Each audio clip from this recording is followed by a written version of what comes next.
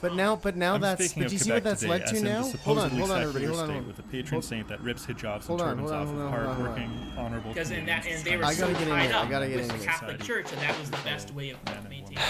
That's what I'm talking about today. And that's the kind of division. Hello, I'm Jacob Kenney.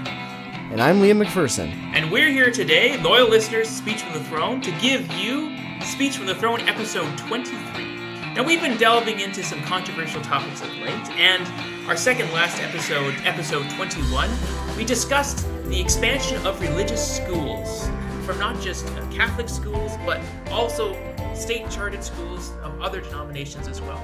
This has received a whole host of debate and commentary from you, the listeners, and in fact, we had one friend of our pod who completely bombed our discussion threads online with some very strong hot takes that we felt were just so spicy we had to get him on. And that's why today, listeners, you're in for a real treat, because today we have our great friend Gabe coming on the pod. Welcome, Gabe. Thank you. Welcome. Now, Gabe listened to our discussion on secular schooling versus religious schooling, and he's someone that For him, this is not just an academic subject, but he's someone that went to religious schools for, 12 years of your life, All right? of my pre-university education. All your pre-university education. They hits him personally, and he has some very pointed opinions on it. So, without further ado, Gabe, I'll let you go into your spiel, and then we'll have a discussion again on the topic of religious education. All right, thank you. Go. So first, I'll start off by saying that I would oppose funding of religious schools regardless of my personal experience. But my experience at a religious school before university definitely gave me first-hand experience of so much of what's wrong with religious schooling. Now, I'll emphasize that I'm not just wary of funding of religious schools, but to religious schooling in general, though it's a separate discussion. I do recognize that we live in a country in which people have the right to choose how they raise their children. They do have the right to send them to special education, to forms of private schooling, etc., though I'm wary of it. I understand that we have a system in which people have the right to make these choices for their children, but I don't think it should be furthered any more than it currently exists, and certainly not in the form of religious privilege or privileging some denominations or even all denominations in terms of religious schooling. I think we have a very clear separation of church and state we should be striving towards, and indeed mosque and state, synagogue and state, so on and so forth. I don't think the solution to this current religious bias towards the Catholic system is to extend it to Jewish schools, Muslim schools, anything. I think it's just to have that same clear standard that prevails in most of the country and most of the Western world, which is to say that religion is a private affair and it shouldn't be mixed with the public sphere. It shouldn't be supported with public tax dollars, so on and so forth. I do have other issues with religious schooling in general, and indeed sort of private school specialized education in general. But that's a whole other discussion, because regardless of whether I had those issues or not, I would oppose extending funds to religious schools or any kind of religious endeavors. We're a secular state. I think we should be acting like it. Okay, strong opening argument. That's very interesting, Gabe, and there's nothing in there that I want to directly combat, because sure. I think you and I actually we share a lot of the same principles. It's just that we read the political situation very differently. So the reason why I'm advocating for what I'm advocating for is not because I desperately want to preserve the cultures of newcomers. It's actually because I'm trying to preserve our own culture in the face of what I think is going to be increasing threats to it. And so I want to establish the principle fairly early on that people should have a right to maintain their own education as it's culturally fit, because I strongly worry that if we continue down the principle of everyone needs to have the same curriculum, we're going to be led into a cultural moment where some reactionary group is going to eventually take control, and they're going to force that one curriculum on all of us, whether we like it or not. So I think the reason why we've been so comfortable for the last 40 or 50 years in the assumption that there is not going to be God in the classroom is because no matter who won an election, whether it was the right wing or the left wing, neither side was going to bring it up. The right wing was mostly controlled by corporate interests. They're godless capitalists, so what do they have to gain by bringing up God in the classroom?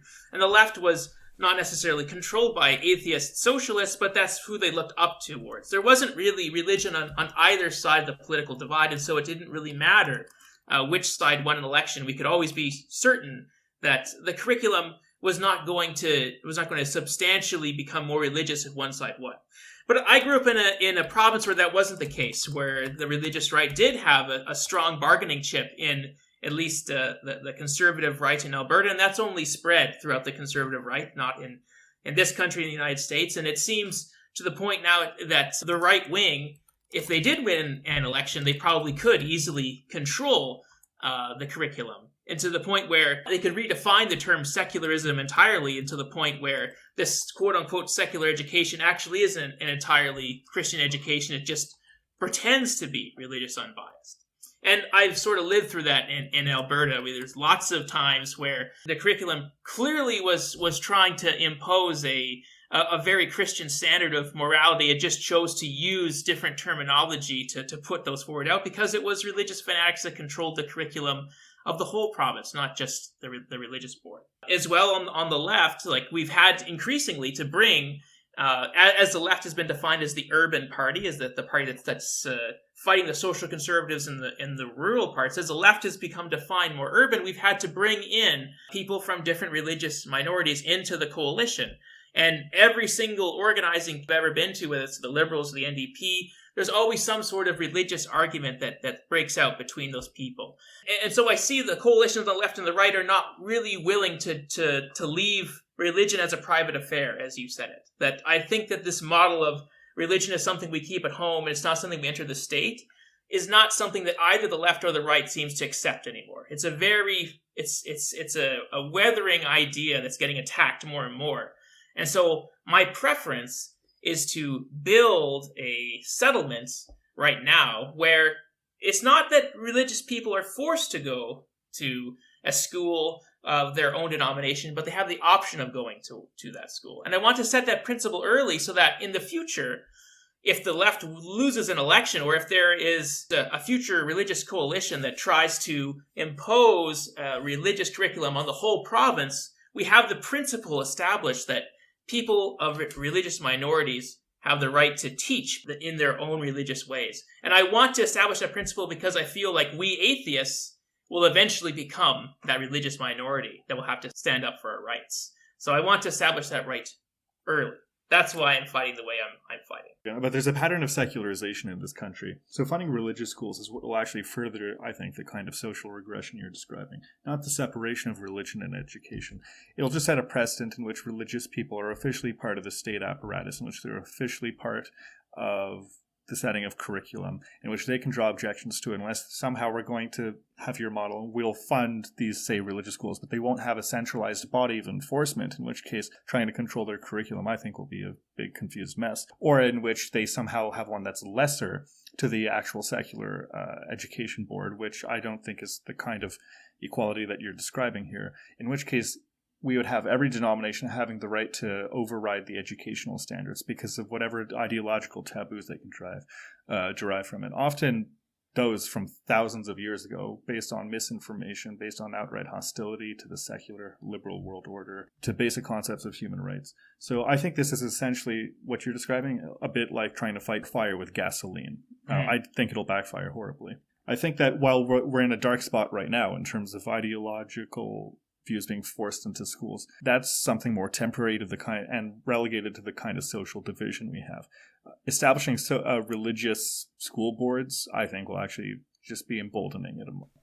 So, Gabe, I know you mentioned at the beginning that your experience in religious schools doesn't really color your view, in the sense that you would still believe in that secularization of education if you had not had those experiences. But do you find that your experience in those schools influenced your opinion on this in some way, or colored it? And if so, how so? The only way in which I think it influenced it was that I saw firsthand that people with an ideological agenda that they're trying to propagate through vulnerable children will always have an incentive to lie. And they're always going to be lying and propagating those lies, whether it's distortion or omissions of fact, or trying to, say, emotionally manipulate children. Now, I recognize that not all of religion is emotionally unhealthy and cynical like this, but so much of it is. And I think that throughout history, religion has primarily existed for social power. I don't think this is going to go away just because we're in a certain era. a lot of the people who are involved in religion and trying to propagate it through children are kind of ideologically fanatical. They understand that a lot of what they say is just unpalatable to the vast majority of people. So they try to pluck people away when they're young. I think it would be emboldening a lot of this fanaticism if we were to have religious schooling. But, as to get more specific, and talk to my actual lived experience there. Yeah, so I went to a Jewish school, and we had official sort of what I'll call propaganda campaigns, some of them mostly relegated to politics, though there was still misinformation in some of the religion courses, just on subjects like, say, psychology and human sexuality, right, on basic morality, like not killing people for apostasy and not establishing theocracy. Right. But especially, say, in the political realm. There was actually an official course we had to take in high school. I think it was called the David Project. But it was essentially a sort of Israeli public relations course on Israel. There was a lot of misinformation in there. Mostly lies by omission rather than distortion of fact, but the kind of ideological agendas you might imagine. I don't think our school was too unusual in that sense, because I have friends who went to, say, Catholic school, and they were fed similar lies about the Catholic Church and its conduct throughout history in terms of corruption and things like that. So I don't think it was too unusual. The only thing that's unusual is that this happened at a Jewish school, which is a small percentage of schooling here in Ontario, whereas the vast majority of the time this is happening in Catholic schools and perhaps a bit less commonly other Christian schools or maybe some more Muslim schools, just because those are larger population groups. Right. I don't know if you remember my analysis from last episode, particularly when I was saying that I know people who have gone to those publicly funded Catholic schools, and some of the institutions are more quote unquote progressive than others, but others are, I have one friend who went to a school where, they would go to mass and it was compulsory. Everybody had to go, and the priest would plead with these teenage girls to not ever get an abortion.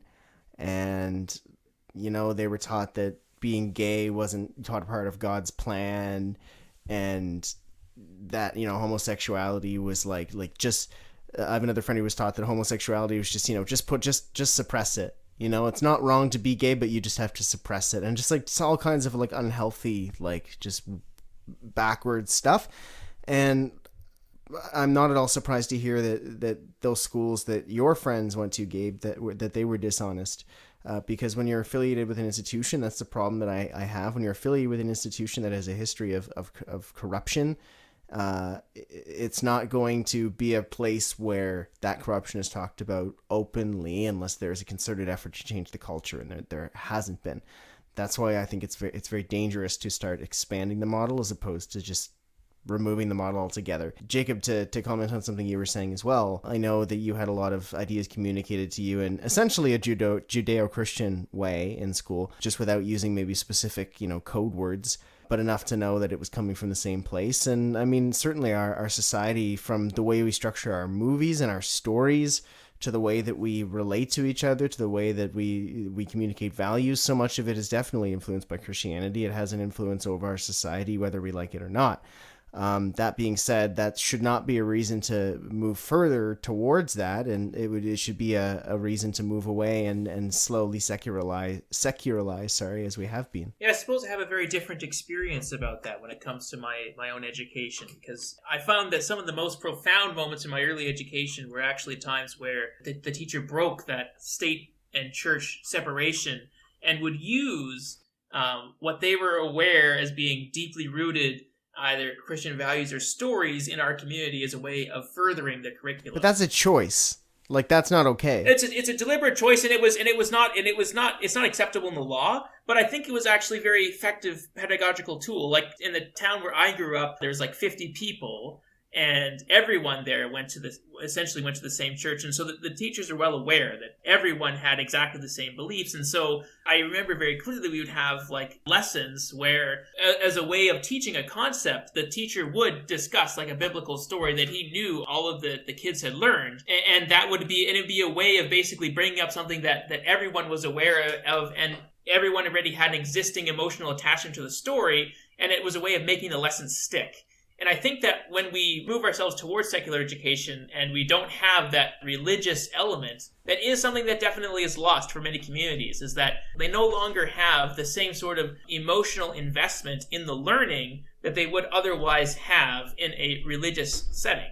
And a lot of what we know about pedagogical research, this is stuff I have to look up when I'm learning French, is that you need to have an emotional investment in what you're learning in order to learn it faster. And I think this is probably why guys like Jordan Peterson, for example, or other right-wing grifters that we were making fun of before they started the pod, why they're so successful in spreading their message is that they often try to tie into stories from our past or mythos, or Jordan Peterson, of course, is obsessed with the Bible, but he talks about stories that the public generally knows and that they're emotionally invested in, but the left has completely abnegated because they're afraid of either our past history of colonialism, or because they're afraid of using Christian iconography. And so because the right wing has completely dominated that space, they're able to spread so much faster, and basically the public can learn their information better than they can learn the information of the left wing, because the right wing always deliberately embeds it in the mythology of our culture, and we choose not to embed our lessons in the mythology of our culture. And that's something I think we're missing. That's why I keep promoting the idea that we as leftists, we as progressives, we need to start trying to root our messages in the learned traditions of other cultures. And that can mean Christianity, that can mean Islam, it can mean Hinduism, it can mean Buddhism, it can mean almost anything. All these religions are vast and wide enough that we can find some text, we can find some passage to justify our own political beliefs. We just need to find some way to do that. And because we're afraid to do that, I think we're basically letting the right wing in all of these cultures win, because we keep imagining that the world would be better off if it was secular and no one ever talked about religion ever. But it's not going to happen. People care about their religions. They care about their mythology. They're not going to change their minds, even if they do come to Canada and supposedly, we hope, assimilate to a secular culture. It doesn't matter. The opposite could happen. More newcomers could come here and they could change the definition of Canadian secularism to whatever the dominant religion becomes. We've seen that happen before in other places. I mean, in Quebec, secularism just means Catholicism, really. That could happen in the rest of Canada too. So down that path, I would prefer that we try as progressives to encourage religious education alongside with our progressive values, rather than just surrender the area of religion to the conservatives. Because I don't think there's a future world where people stop being religious. And since people are going to be religious, we need to be able to win on religious terms, on theological terms. I don't take issue with there being emotional resonance to curricula, and I don't take issue with tapping into the mythology, the archetypes that have informed human culture, and persuade people, whether it happens to be religion or anything else, other forms of mythology, which it's just basically means religion people no longer espouse. But I don't take an issue with that. I simply take issue with propagating it as something which is actually true, which can actually bind itself to the perspectives of children, which constrains them by whatever happens to not be taboo in that religion, even if it comes down to their own gender identities or sexualities and things like that. I don't think that this is the solution here to persuading people or letting them feel some kind of resonance with it. I do think you're right. We need to tap into something a bit more primal for some people. That means we can't just speak of just abstract changes in GDP or anything like that. But saying that the solution to this kind of alienation is to separate everyone by the religious views of their parents, to give clergymen free reign over the minds of young children, to let them decide what children should believe and what they should be allowed to learn about, I think is a gross mistake. Yeah, but I don't think that's what's going to happen. Like, it's just strange to me that you would say that you think clergymen are going to brainwash children. I mean, you could say the same thing about teachers trying to brainwash children. And in fact, the right wing says the same thing. They say that that left wing teachers are trying to brainwash our kids to become transgenders or whatever. Like it strikes to me as a very similar argument. But of course I think that it's a bit absurd from the right wing. But I do think they're picking up on something that this secular education, this religiously neutral education, is not as neutral as it claims to be. It definitely has an ideology. It might not be a religion per se, but it has an ideology. And we need to negotiate what that ideology is. I think that the clergymen should not be given the means or the funds to brainwash children, to impose their will upon them. It's true that not all of them will try and not all of them will succeed, but that will inevitably happen if we embolden religious schooling like this, if we put clergymen in positions of authority over children as part of the public education campaigns. So I think you're grossly underestimating here the malice behind a lot of religious belief and practice, especially when it comes to the rearing of children. And there is a reason that they decide to start when they're young and start with children who are more receptive to magic. We do that with every form of education. We don't do it with outright falsehoods, like telling them there's this talking snake or that a man died for your sins and he's going to punish you. Religious people don't think they're falsehoods, Gabe. The religious people believe that's just as true as a teacher believes that his curriculum is true. But that the difference is that there's actual evidence for, say, the periodic table, which some chemistry teachers are teaching to children. There's no intellectually sound basis for believing that there's a man who is his own father, sacrificed himself to himself, and he'll punish you if you don't believe in this. We shouldn't be giving people control over the education of young children. Not all of them will have this kind of maliciousness. The testaments of God are absolutely clashings of values. No, it's not a form of evidence. That's not what evidence means. Simply asserting something to be true doesn't make it evidence. Evidence is something which is actually falsifiable and confirmed and which is resistant to debunking. We can't be saying that of religion. In the empirical tradition, that is the case, yes, but in the religious tradition, revelation is considered a form of evidence. Now, there's no merit to that. It's not great because, of course, their prophecies are way worse at predicting. Their form of prophecies are way worse at predicting the future world than our forms of prophecies, i.e. our scientific method. Like, scientific method is much better at predicting the future than the prophecies of some guy in the desert. But for billions of people, they don't care about that. And we shouldn't be emboldening it. But we live in a democracy, so the people get to decide what's the most important thing. So either do we think we the intellectuals know better than ordinary people, or do we live in a democracy where everyone gets to decide what is important and what isn't important? If it comes down to democracy, a majority of people are against this, so I wouldn't describe that as democracy. Right also, now a majority of people are merely nominally religious at best. So if we're going to be invoking popular will here, that's kind of a self-refuting argument.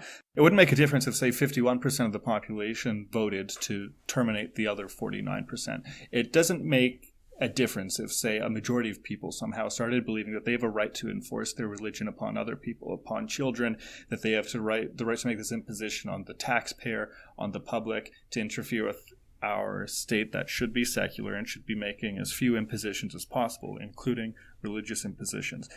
Luckily, we don't have a situation in which most people believe in this, but it wouldn't make a difference if they did, because the majority wouldn't have the right to outweigh the rights of the minority. They simply wouldn't have that right. Your argument, Jacob, taps on two very pertinent things and they're valid points. One is that obviously society, and including education in many provinces and likely territories, is influenced subconsciously or consciously by Judeo-Christian values. That's one thing. The second thing is that the left absolutely has nothing to say lately in religious communities, and it should have something to say.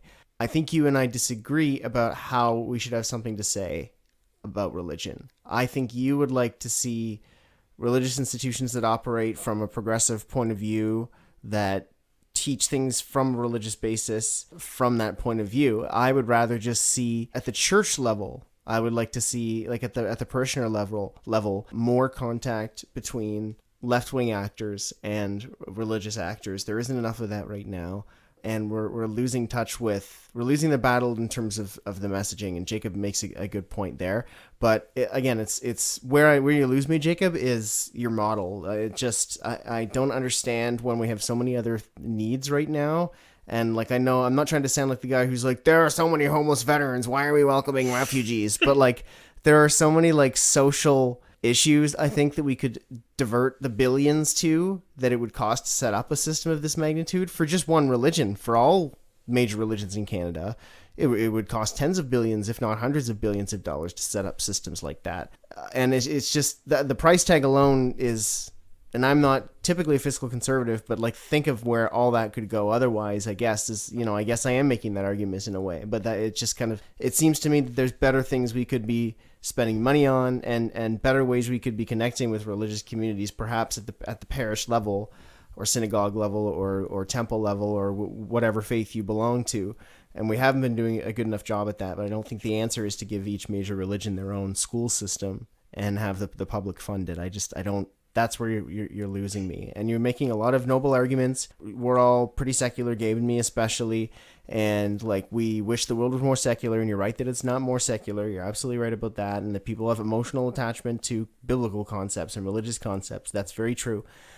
and that's fine. And I'm saying when you teach something like world religion, for example, you can touch on some of those concepts. Or even if, let's say you worked at I know daycares have a religious affiliation as well sometimes, and I have mixed feelings about that. But that's something that you could touch on at the Sunday school level, instead of touching on in a classroom. That's for the faith community to do themselves, I think.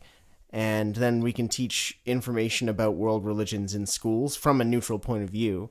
But having any sort of religious affiliation for any of these public institutions that you want to set up to have an affiliation, to me, it does risk someday, somewhere, somehow, something happening where it's conservative and it's traumatizing kids and robbing them of their worldview. Yeah, I think I just have a very different model of pluralism than you two. And so I certainly used to have an idea of a multicultural society that was very similar to yours, where it's a centralized system, particularly of education, but where everyone has equal representation in deciding what the curriculum is going to be, and everyone has the same opportunities.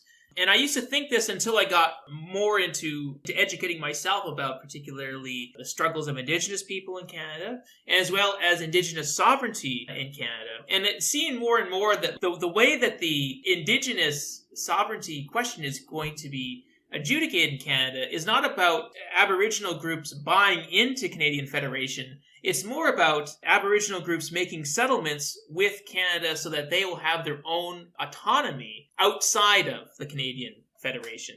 And that the new model of pluralism is not about people getting special rights or special representation within the system. It's actually about them withdrawing from that system and getting some control of their own, some autonomy of their own. And that the systems of colonialization, of assimilation, it's not just changed people's cultures, but it's fundamentally robbed them of their own control, their own autonomy. And that people of minority communities, they're not looking to just be like the girl boss CEO. They don't want to be as interesting as it was to have an Indigenous woman on the Supreme Court. That's not the dream of minority communities anymore, is to, I'm going to be the first Indigenous prime minister or whatever. It's instead about fighting back for the powers that your community used to have but no longer has. And so I'm looking for a model of pluralism where I'm not asking that everyone all tries to work together on the same thing all the time, because I don't think that that's quite possible. I think that so many people have so many differing views that it's almost impossible to find a settlement that everyone will possibly agree to. But instead, where people can claw back a little bit of autonomy in their own communities so that they can feel like they have control of their lives again, rather than being subjected to one singular, supposedly secular system that's forcing them to act in the same way. And so when I keep talking about parents having the option of sending their kids to a secular school or sending their kids to a religious school, I still fundamentally want those parents to send their kids to the secular school. I still want newcomers to come and adopt some of our secular Canadian values, but I want it to be their choice. I don't want it to be something that's forced upon them. And I think that is something that we white people need to learn from the history of our colonial practices, and that we should be trying to give racial and religious minorities as much autonomy as possible, as much right to choose for themselves, whether they adopt our values or whether they don't adopt our values, whether they adopt a religion or don't adopt a religion. I find it sort of gross that we would use our powers of state and our powers of funding and finances to sort of try to force them to adopt more of our values. And I know that that's not, none of us are thinking that that's what's happening. Like it's sort of happening unconsciously. But I think a lot of this discussion is sort of based on the idea that our non-religious viewpoint is the superior one. And, what I certainly believe that as an atheist, that yes, that atheism is superior. And I do believe the scientific method is the best way of determining facts about the world. But I think people should choose that rather than have it forced upon them in any way. And I think that the best way to show that they're choosing it is to have an option of choosing a completely different path of learning and seeing what the differences are, and they can make up their mind themselves. Your arguments about brainwashing go the absolute opposite way. Gabe was saying, like, you and I were brainwashed to believe that science is the best way to view the universe, and maybe we just cannot see the other ways. I mean, I've had lots of people that I think just do too many magic mushrooms that are trying to convince me that their personal experiences are some form of scientific evidence, which I don't really believe. But to be honest, I can't even fully rationalize or fully debate that sort of argument anymore, because my only thoughts and my only ideas of how to interpret scientific data come from a secular school. And so in a sense, I don't even have the terminology, or don't even have the experience necessary to think about other forms of experience anymore. I have to instrumentalize everything as scientific data, and I've closed my mind to other forms of experiences because of that. There's a real cost associated with it, and I think people need to be able to choose for themselves if they want to pay those costs. Some people try to lean into this kind of subjectivity as a way of breaking down not just the fabric of reality, but the very concept of reality, saying that whatever they believe happens to subjectively feel true, therefore it being worthy of respect. I don't respect this under any circumstances, certainly not under religious circumstances, or where people are using this as a way of making apologetics for depriving their children of some information, which will almost inevitably happen if people have ancient taboo information, or that heavily clings to that, which is bound by whatever people were capable of knowing or accepting thousands of years ago in the Bronze Age. And saying that we should basically empower this today, I just don't respect that. But how can you possibly prove, even objectively, that our worldview right now is better than a religious worldview, even from the Bronze Age? I mean, there's lots of evidence to show that peasants may have been happier in the Middle Ages than the common worker is today. So I'm speaking here as a way of gathering information about the world, because that's the purpose of education. When it comes to that goal, there's no comparison. It's absurd to even draw one. I don't think I need to give the epistemology for why religious claims don't really hold up, and why the scientific method or philosophical methods hold up a lot better. But I think that almost goes without saying. But I think it's silly to try to lean into these arguments saying that, because some people subjectively feel that something is true, and it's hard to fully refute what they're saying, that there might always be some level of doubt, that we should not just be respecting this, but funding it fully. I don't agree with that, and I don't think it's a way of promoting what we call multiculturalism. I think that's just a form of balkanization, which is contrary to multiculturalism. Multiculturalism should mean that we all have the right to come into Canada, to preserve our heritage, and serve as members of the society without losing that. It doesn't mean that we have the right to retreat from it, to prevent our children from having the potential to integrate, and depriving them of proper schooling, or even to say schooling with the mainstream Canadian population. I think it's really a distorted understanding of what multiculturalism is supposed to be. In fact, I don't think there would really be such a thing as a Canadian culture, let alone a multicultural Canadian culture in that context. I think we'd be stuck with the kind of linguistic, religious, ethnic balkanization that we, for one, saw in the Balkans, but that is essentially we're seeing really here in Quebec today. I think it would essentially come down to that, and perhaps the largest population groups would just have the most influence, and they would have the means to force everyone else under this model to subscribe to their forms of thought. So let me follow up on that. So that with that balkanization argument, I'm not questioning that there wouldn't be consequences if we had a sort of system like Jacob is suggesting, where sort of each major religion, or relatively major religion, gets their own religious system and public funding to go with it. Is it something of a slippery slope, though, to suggest that it will lead to the balkanization of society? Could society function? Or I can tag on to that more, because there are other models of pluralism where, like in you talk about the Balkans, but like in Bosnia or in Lebanon, like there's religious settlements or constitutional settlements where like people literally have different constitutional rights depending on their Bosnia religions. is a terrible mess right now, and it's disintegrating. It doesn't work well, but it's definitely it's a potential settlement. Like there are other ways of defining multiculturalism. But what I'm asking Gabe before I'm glad you recognize that doesn't work well, because I was going to say it's one model, and it's a model that seems to produce far more genocide and civil war and ethnic strife on a regular basis. I think in terms of preventing those things, way worse. Like the Lebanese constitution came out of even worse civil war. Like it's Yeah, probably so the best model we're not they've existing drawn in that up. state of geopolitical turmoil, so we don't have that Yes. need for that kind of compromise that they did. So that's a whole other question. I think we'd essentially be reproducing it here if we were to do that. You have to look at the circumstances under which something came into existence. I think the better model has been what we have here in North America, which is essentially about as full separation of church and state as possible, and the full permission of people to essentially say what they want and associate with whom they want, and to say that our national identity is something amenable to change, and it's something that can include new groups of people all the time. And I think that's part of why we have far better integration of immigrants here in North America than we do in, say, Europe, where you might have generation after generation of people being excluded from what is a culture that's existed for thousands of years, in which you have ethnic enclaves, and often the second generation immigrants really bearing the brunt of that alienation. What I've been trying to ask, though, is when you say that it would lead to some sort of balkanization, isn't that sort of a slippery slope to suggest that, or you think it would lead to that? You genuinely believe it would lead to that? It wouldn't be the full-on type of genocide and civil war that we saw in the Balkans. And maybe the word Balkanization is a bit hyperbolic. But I do mean in terms of the type of social division that we're talking about, that we see in a lot of, say, Quebec, for example, in which purportedly progressive politicians have to make appeals to that. I'm speaking more of that here. That's what I'm referring to. And the loss of a shared identity that can extend to people of different religious groups or ethnic groups, linguistic groups.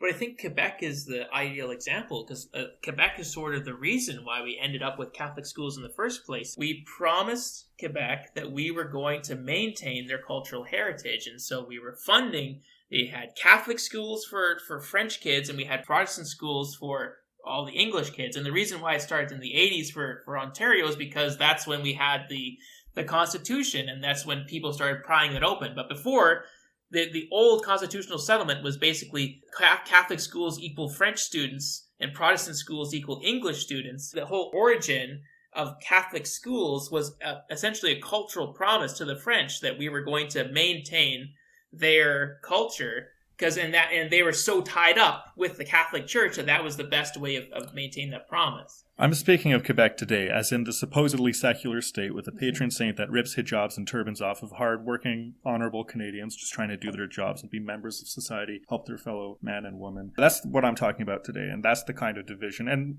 the existence of, say, a linguistic police and a cultural police over there, that's what I'm referring to here. I'm not talking about the circumstances of Quebec being a part of this country. So to respond, I was trying to respond directly to what Jacob was saying, by saying that, like, yes, I understand that Quebec, like, you're holding up Quebec as an example model of that, but Quebec is now battling with the type of toxic catho-secularism that is driving away immigrants and making them feel more unwelcome. No, I'm more just saying that, like, in a time when the French-Canadian identity was super tied in with religion, we made the promise to fund Catholic schools in Quebec as a way of ensuring that culture would continue.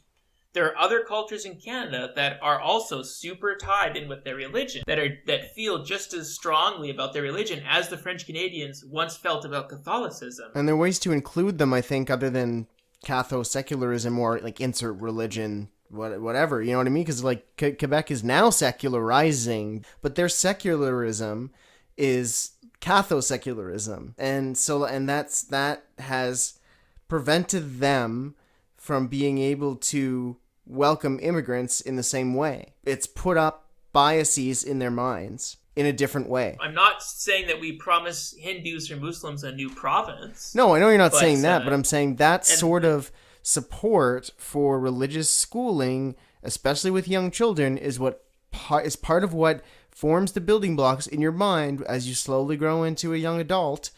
Being all the while perhaps going through religious schooling, it I'll also add that it's what's in your used mind. in Quebec to sort of segregate children by cultural background and circumstances, where they decide which school a person is allowed to go to linguistically. I think the concept of having separate school boards for people by the heritage of their family, it really would be setting up the precedent for that, because it's already happened in Quebec. I don't see why it couldn't happen in other provinces, especially if you were to do so on the basis of beliefs, not just language they're using to convey ideas. What I'm saying in response to you, Jacob, is when you set up a system that is, inherited with a religious institution, affiliated with a religious institution, you're inherently going to get building blocks from a young age in your mind that are related to the values of that institution. And if it just so happens that the school you go to is more conservative, say in rural Alberta, than a place in say, urban Ontario, or maybe sometimes the urban Ontario school is conservative and they're teaching kids to feel guilt and shame because they're not following these strict religious tenets that were written a long time ago and are sort of out of sync with, things that the way the world sort of works now. Then you're unnecessarily traumatizing kids, and that's in part sort of a socio-cultural issue we see playing out in Quebec with this Catholic-secularism, and we don't want more of that, is what I'm trying to say. You guys are coming from a perspective of you've lived in relatively liberal provinces your entire life and expect to always be relatively close to the consensus of politics in your realm, and so you think of politics as being the refuge from school, whereas growing up in Alberta, I always saw school as being the refuge from politics. And so I'm definitely, as I said to begin with, I want to establish this principle because I feel like if the principle is we all compete, every group competes to be the top group, and that group gets to decide the curriculum that everyone learns. That's just sort of, I think that's the thing that's going to encourage a balkanization. I mean, that's essentially why a Christo-fascism can work in North America, is because once the Christian fascists take over, they could make everyone learn exactly their same Christian religion, but with the secular language of the state. And they've gotten really good at that in the United States of basically reframing Ten Commandment laws, but in the secular language of the American Constitution. They've been doing that for years. But now we've gotten a whole revivalist movement that's actually getting much more successful at that. And so for me, I want to keep a school so that even if those crazy right-wing nuts take over, I still want a school where I can send my kids to learn my own scientific principles. And that's the area that I'm winning from, because I just do not trust that we as the left has the strength to maintain this political consensus as long as we want. And I'd rather make a good deal early than a bad deal later. And particularly when it comes with newcomers to Canada, as I said in episode 21, we're looking in a world where climate change is happening. Where the refugees that are coming to Canada, we've been very good at integrating them when there's only 300,000 new Canadians come each year, but we could be looking at a world where millions of people are coming to Canada each year. And so our ability to integrate is not going to be as strong as it used to be. And the first wave of people that came are always the wealthiest people, but as the world gets progressively shittier, it's going to be more and more working class people that are going to be just arriving in Canada because it's the last possible refuge. What you're describing We're going to have way more difficulties integrating, and so I think we're going to need to start responding to people who have values completely different than our own. Whereas right now, even people from completely different minority communities, they're still mostly capitalists, they're still business owners, they're people that basically share our values, they just don't share religion. Eventually, we're going to be getting into a completely different wave of immigrants that share very little with us to begin with. And I don't think that this sort of level of discussion is going to be successful in negotiating politically with them. We're going to need to be able to find some powers that we can and cannot devolve in order to keep this coalition together. Because right now, we're sort of all assuming that the secular political ideologies that have stood for the last 50 years are not going to be redefined. And not only do I think they're being redefined now, I think in the future they're going to be aggressively redefined. What you were describing earlier isn't really how it would play out here in Canada in terms of religious fascism taking over education here, because it certainly would happen with the type of Christian fascism you're describing in the United States, because white Canadians and Christian Canadians are mostly on the decline, but also they're being replaced, or not, I don't want to sound like a conspiracy theorist, but the immigrants coming here are mostly people from different religious groups, in many cases moving to a lot of the same parts of the country and even the same districts within those cities. So if we were to implement the system you're describing, it would essentially be hearkening that kind of balkanization by saying that, okay, so if we're going to have concerns about religious people trying to impose their will upon the education system, we have to have religious schools in place with the hope that we can kind of constrain them, bring them to heel. Well, and give more options. But that wouldn't really be as much a risk in terms of what you're describing, unless we were to actually fully codify this as part of Canadian law, that we have religious schools for every denomination that wants to lay claim, and that we're going to fully support it. Because otherwise, there would be too many disparate groups for this to actually happen without full funding of taxpayers. So, for example, like the school that I went to was not financially viable, which was why it closed down after I graduated, because we were the last graduating class. It had 27 students in the entire school, 2 and 7, I mean here. And there were actually some religious schools in Ottawa, Jewish religious schools, that somehow managed to operate with less than 10 people. And these were basically religious fanatics, people who don't want to integrate with society. But for the most part, schools like this, they pop up and then they disappear after a few years. Maybe there's one graduating class. This wouldn't really be a risk unless you were to actually say fully codified in Canadian law, we will support them. For the most part, these people would all have a lot of separate small denominations. They would continue practicing them, and then they would send their children to school, and perhaps some of them would believe and some of them wouldn't believe in those things and carry them on.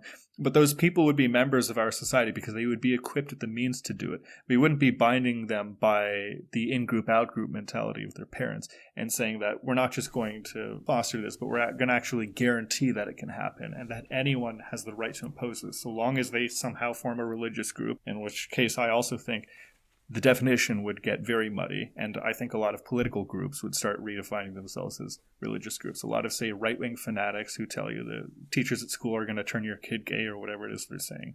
So I think that if we're trying to impose this system with the hopes of preventing balkanization, it's very self-defeating, because I don't think that would be a severe risk otherwise. I think there's a tone in the way that you're talking about those religious groups. I don't know if it's a hope, Gabe, or if it's an assumption that people are that first generation is going to be more insular, and that the second generation, when they grow up in our schooling system, is going to become more integrated, as you say, with Canadian society. Now, maybe that's true, but I don't necessarily believe that that's an inherently good thing. And I had to, when I was working in university politics, I mean, one of our key allies was the Muslim Students Association, and they were controlled by Wahhabis, who were like extreme fanatics from mostly Saudi Arabia.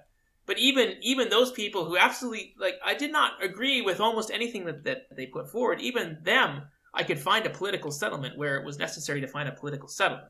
Like, I don't think that people that, believe fundamentally in religions, and even kooky religions, are completely hopeless or lost to a political cause. And so, for me, those people that are less integrated with our Canadian values, but we can still get them to vote for the correct party, or we can still get them to support progressive causes when necessary, versus, the second generation people that are more integrated, but who vote Tory or who never show up to vote. I see them as completely, I see that the person that believes strongly in the religious principles but supports my causes as being much more useful than the person that is more integrated but doesn't support my causes. And this is a sort of realpolitik that, yes, I think is gross, but is something like, I know the Liberal Party fundamentally, it couldn't exist if it wasn't for this sort of thing right now. Like, there's a lot of, every time I've ever gone to any sort of policy convention with the Liberals, there's lots of really aggressive representatives from the Muslim and Hindu communities that put forward some pretty strong social conservative points of view that you don't think would really be acceptable in the Liberal Party. But because we need those votes, we do find a way for everyone to live happily in the same tent. And I'm not going to pretend it doesn't cost everyone a little bit, but it's possible to find a compromise there. It's always possible to find some sort of negotiation. And this is the sort of negotiation I'm talking about, because this is something that's often asked for, is funding for religious denominations. Now, it often starts a fight in our Liberal Party meetings, but as there are more and more members of those Muslim and Hindu contingencies that come to our party meetings because the populations are growing, I know eventually it's going to become a part of some provincial Liberal Party platform. I mean, these are the coalition of voters they depend on to survive the elections in the cities. So as I keep saying, I'd rather have a settlement now where our population is still the one that can strike the strongest deal versus a settlement being forced upon us later. I don't think that's very likely, because for the most part, there is a pretty clear pattern here in North America, which is usually first-generation immigrants are often basically seen as relics of wherever they came from. Second generation, they often feel a bit torn between cultures, not fully at home in either one. And then by the third generation, typically they're pretty much indistinguishable from any other group, and they will still have that affinity for their heritage, but it won't come at the expense of integration or full acceptance of the Canadian perspective and full belief in the Canadian system, and for everything that it entails, whether it's the freedom of women to do as they please, or religious freedoms, or freedom of speech and association, so on and so forth. I don't think we would have to be worrying about this unless we actually foster that kind of segregation of children by ancestry and by religion and social class, unless, of course, we were actively investing in it like we would be with funding these private religious schools. And I don't think it's optimal to say that just because it is possible to have the promotion of these religious perspectives and preferences and sort of kinships in politics, that it's somehow desirable. I think a much better model would be to say that we will respect the opinions of all people to come and participate in politics. But if people come in with a large number, say, demanding a certain thing, we don't just appease it. I don't think we should be following, say, the fake progressive model of the Prime Minister in Quebec, where he will speak of his love and diversity and everything, so long as it's within the same language in Quebec, because he needs those votes.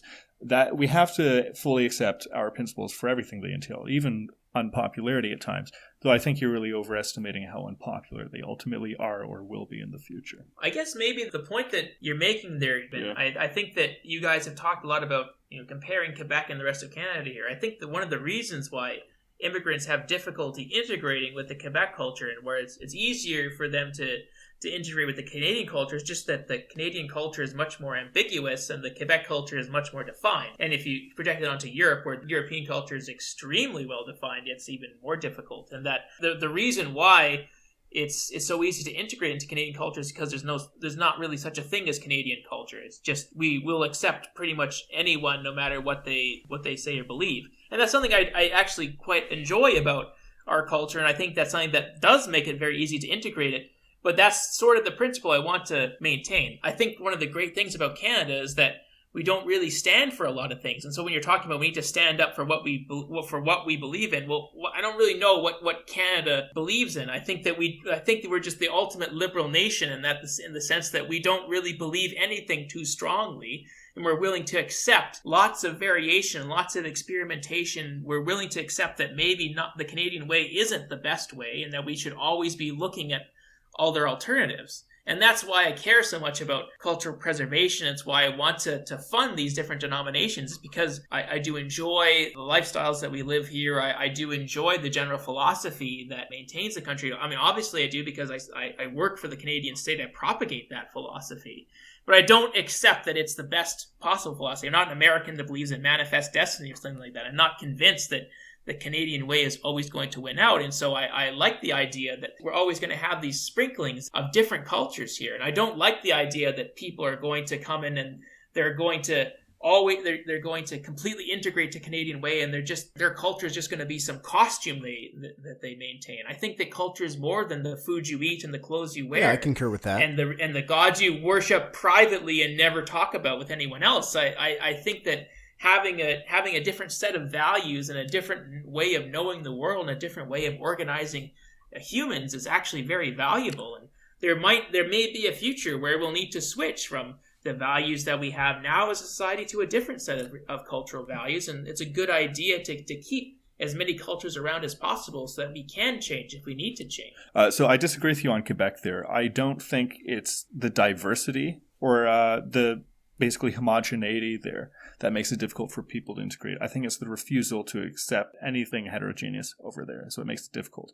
The fact that they have very clear, rigidly drawn lines in the sand, that they have cultural and linguistic police, that they tell people what clothing they can wear, and they rip it off of people, or they tell them they're forbidden from, say, going to work and saving people's lives based on what religious items they're wearing. That's basically the combination of, not religion necessarily, but some kind of ideology, very clear expectations being imposed upon people. And if we are to say apply this into other realms in Canada, saying that we can't have this refusal to accept diversity, so we need to fund diverse kinds of schools here, I think that's really mistaken. I think basically that would amount to the combination, say if we're talking about religious schools here, because that's the official discussion, it would essentially mean the full fusion of religion and politics.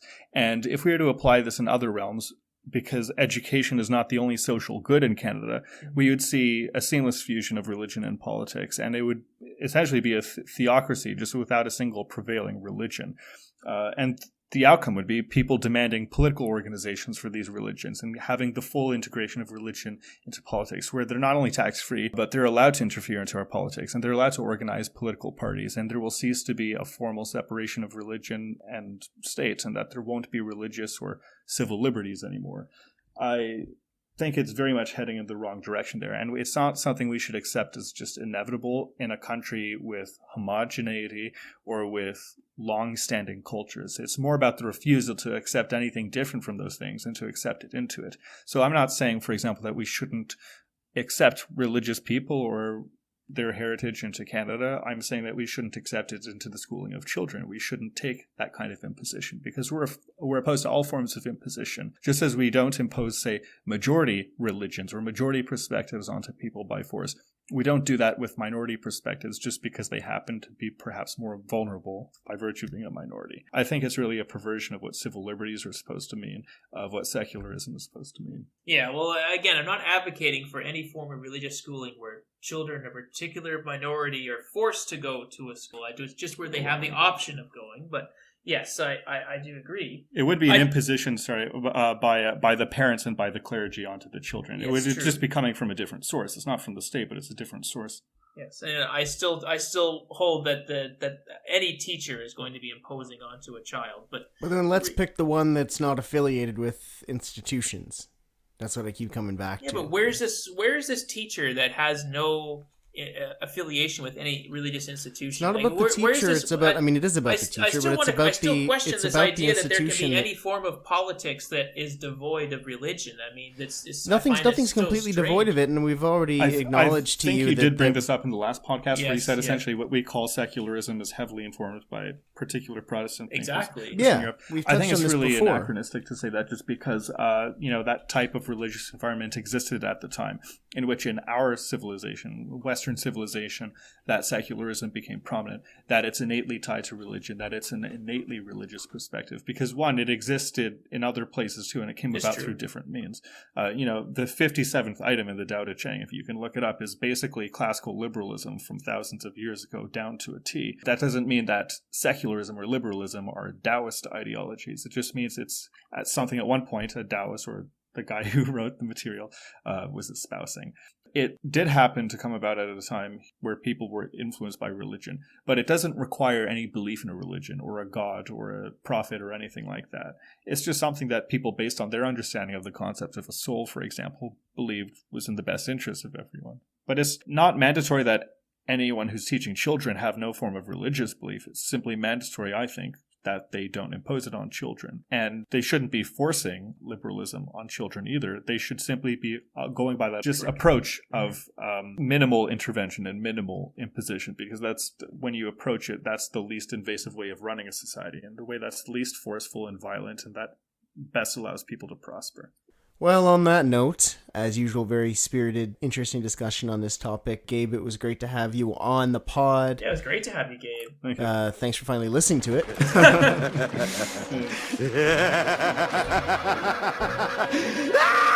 And if you... In fact, for all listeners, if you will promise us to become a loyal fan, we will give you your own guest spot. We guarantee it. Every single listener. No, we don't. We don't do that. That's the Speech from the Throne guarantee. You already gave him a guest spot, so I don't know why you're saying that again. But you can scream into the void at speechfromthethrone@gmail.com. That's speechfromthethrone@gmail.com. All one word, lowercase.